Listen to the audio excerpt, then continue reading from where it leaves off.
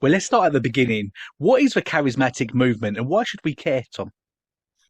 Well, it's a movement that really grew in the last century. I mean, if you want to look at it, and even those in the charismatic movement would say there's sort of a progression of how it's transpired. But and maybe we'll talk about that in a moment, sort of the history of it. But I would say if you had to put your arms around it, it's defined by this, and that is their continuationism. They believe that the miraculous gifts that were present in and characterized the ministry of the early church, and specifically the ministry of Jesus and the apostles, that those miraculous gifts are absolutely for today, that God intends for those gifts to be present in most, if not all, churches. And of course, it depends. There's a continuum, but that it's present and it's normative, that it's right for that to be there and to be sought.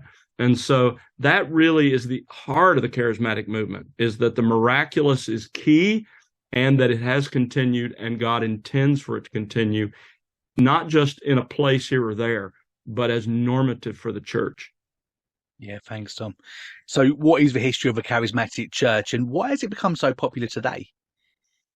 Well, I mean, when you think about the modern charismatic movement, of course, if you look at church history, there have been sporadic outbursts of claims for this sort of thing. It's not like it's never shown up on the radar, but frankly, it's sparse when you look at the flow of church history. That's a big problem, honestly, for continuationists.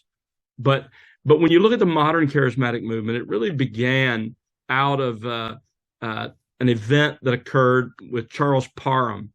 He was a Pentecostal Methodist kind of minister in the U.S. And in the early 1900s, in fact, it was 1901, that a group was praying for the miraculous gifts, and a woman wanted to be able to speak in tongues, and Parham laid his hands on her, and they became convinced because of what transpired that she had begun to do so. That was afterwards, by the way, disproven, because when some of those who claimed to have the gift of tongues, and they thought it was speaking in languages that they had not studied, they were not at this point claiming that it was some sort of ecstatic language, but rather they were languages that they had not studied and now been able to speak. When they started traveling to countries around the world and attempting to communicate, they discovered that, in fact, what they had was not the legitimate gift. So it almost didn't take off, but thanks to the Azusa Street revival and all that happened there that came out of that in the early 1900s, it had a new life, and that was really the first part of the charismatic movement, the early 1900s and the Pentecostal renewal. A second sort of wave, they would say, came along in the 1960s with the charismatic renewal.